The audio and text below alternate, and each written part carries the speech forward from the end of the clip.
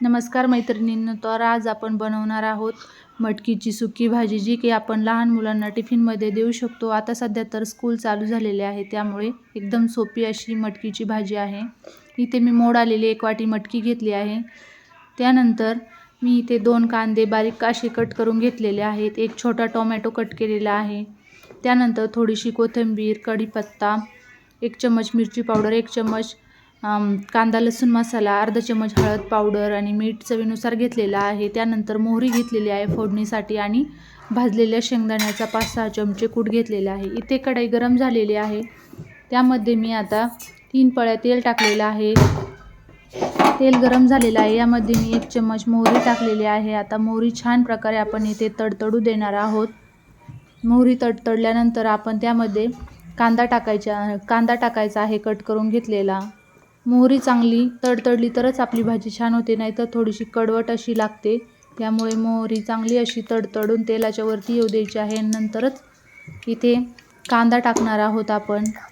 त्यामुळे घाई अजिबात करायची नाही, मोहरी चांगल्या प्रकारे इथे आपण तळू द्यायची आहे, नंतरच आपण यामध्ये कांदा टाकायचा आहे। पाहू शकता किती छान आता आपली मोहरी एकदम तडतड अशी उडत आहे। यामध्ये मी आता कट केलेला कांदा टाकलेला आहे। बारीक असा कांदा कट करून घ्यायचा आहे आणि आता चांगल्या प्रकारे तो आपण थोडासा कलर येईपर्यंत त्याचा आपण परतून घेणार आहोत।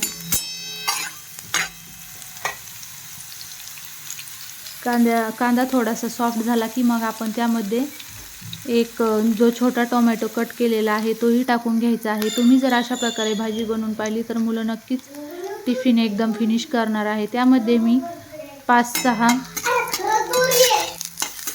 कढीपत्ता आपण यामध्ये परतून घ्यायचा आहे, जेणेकरून आपल्या भाजीचा फ्लेवर एकदम छान येतो।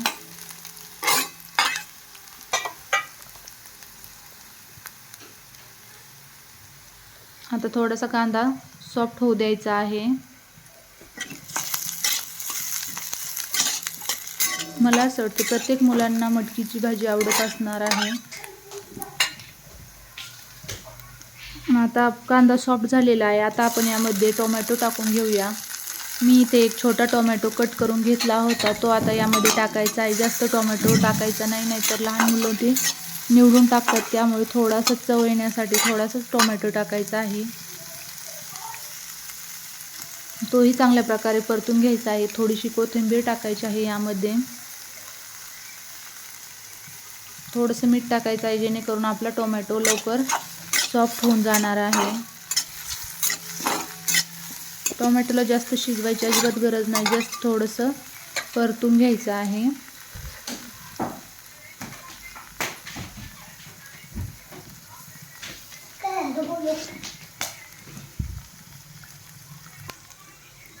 आता आपण जे मसाले घेतले होते, मिरची पावडर, कांदा लसूण मसाला, हळद आणि मीठ चवीनुसार जे घेतलं होतं, ते आता यामध्ये मी टाकून घेतलेलं आहे। आता या कांदा टोमॅटोच्या मसाल्यामध्ये आपण हे पूर्ण सुके मसाले मिक्स करून घ्यायचे आहे। अशा प्रकारे पूर्ण मसाले याला लागले गेले पाहिजे।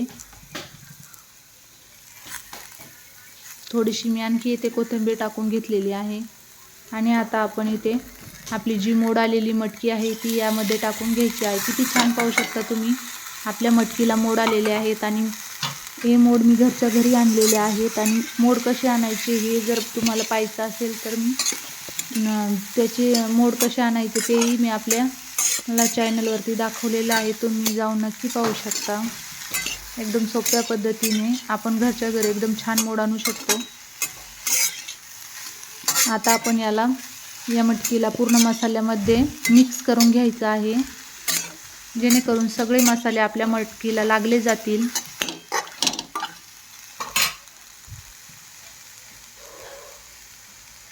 प्रत्येकालाच ही भाजी खूप आवडते, मटकीची भाजी लहानांपासून मोठ्यापर्यंत सगळेच आवडीने खातात। त्यानंतर मी इथे 4-5 चमचे इथे मी भाजलेल्या शेंगदाण्याचा कूट टाकला आहे। एकदम बारीक असा करायचा नाही, थोडासा जाडसरच ठेवायचा, जेणेकरून शेंगदाणे आपल्याला थोडेसे दाताखाली आले तर ते छान लागतात।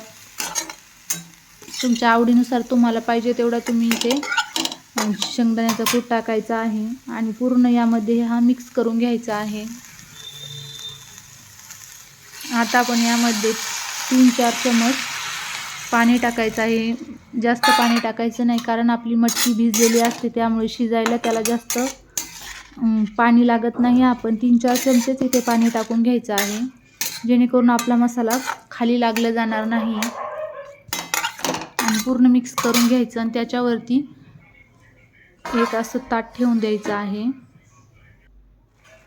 मीडियम गॅसवर. आता आपण याला 5 ते 6 मिनिटांमध्ये असं थोडंसं ताट काढून आपण हे हलवून घ्यायचं आहे आणि परत थोडा वेळ झाकण ठेवून आपण पूर्ण पाणी आटेपर्यंत याला शिजवून घ्यायचं आहे. आता आपलं पूर्ण पाणीही यातलं आटलेलं आहे आणि आता आपली भाजी एकदम तयार झालेली आहे मुलांना टिफिनमध्ये देण्यासाठी, किंवा तुम्ही घरीही खाऊ शकता. थोडीशी वरनं कोथिंबीर टाकायची आहे आणि रेडी आहे.